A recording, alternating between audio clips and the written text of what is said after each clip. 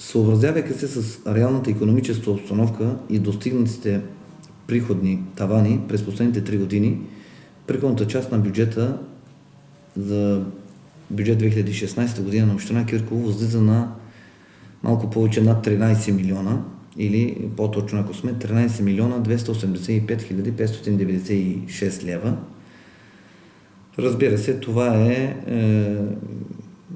разпределено в основни дялове, като се има предвид в собствени приходи 1 700 хиляди близо, като в тези средства са имуществени и други данъци, неданъчни приходи, приходи от собственост, общински такси, глоби и санкции, други неданъчни приходи, постъпления от продажби на сграда. Накрая, основното в един бюджет, което се говори, това е капиталовия списък, който е и политика на работа, както и икономика, така и политика и начин на управление в една община. В началото на един мандат, първата година винаги е трудно на един новопостъпил кмет. Трябва да се съобразява и с миналогодишни разходи направени, които са неразплатени, както и с новото, което предстои и разбира се и като очакване от населението, което сме поели като ангажимент към съответните населени места. Общо за капиталовия списък за целеви средства за 2016 година имаме 1 500 хиляди близо, като собствени бюджетни средства близо 1 973 877 и в капиталовия списък е 200 хиляди лева, които община Кирково кандидатства за закупуване по ПУДОС за закупуване на нова сметосъбираща техника, безлихвен заем от 200 хиляди лева. Надявам се до средата на годината да приключи процедурата и да се здобием с нова техника и по този начин да спомогнем за по-доброто сметосъбиране в общината. Общо, както казах, 2 милиона 620 хиляди е целият списък за капиталови разходи през тази календарна година. Като от тях 751 хиляди са преходен остатък от миналата година.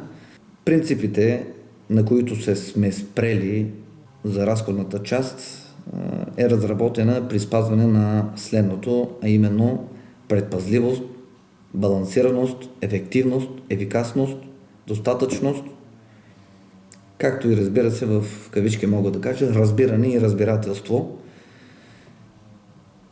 Никога до сега не е имало принцип, политика и разпределение на средства по отношение на това, кое кметство от коя политическа сила е. Винаги сме се съобразявали от това да наблегнем на приоритетността, така че другата дума, която трябва да добавя, това е приоритетност при разпределението на средствата.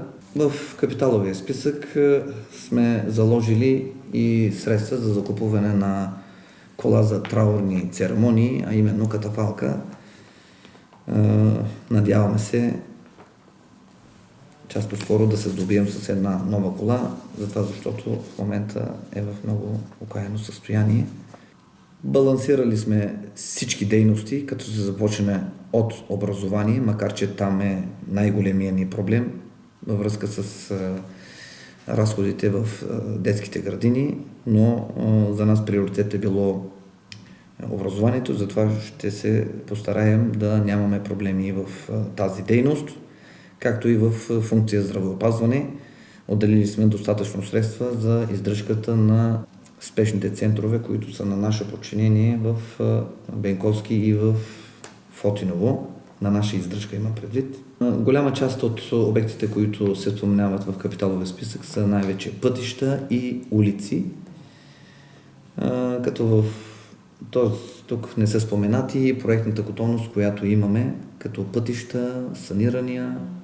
Заложили сме проектиране на стойност 90 хиляди лева, проектиран технически проект и авторски надзор за стадиона или футболното игрище или стадиона в център Кирково.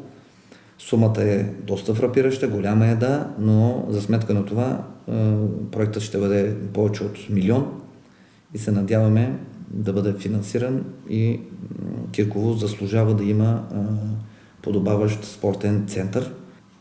Както така сме възложили и проектирането на сградата на общинска администрация. Говорим за енергоспестяващи мерки, а именно саниране и обновяване. Във връзка с последните проливни дъждове, 5 са най-фрапиращите невралгични точки. Това е в Орлица с влачището, в Караджовска пътят в Средско, пътят в Чекаларово и Врана поляна.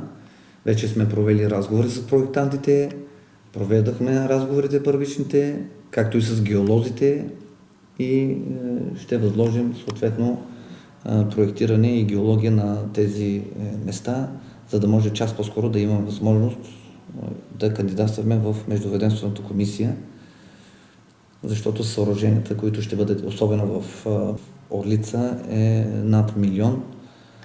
Нещо много сериозно е там.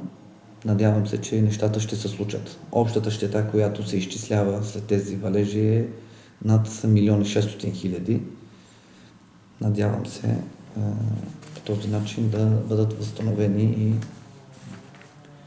тези нарушени инфраструктурни обекти.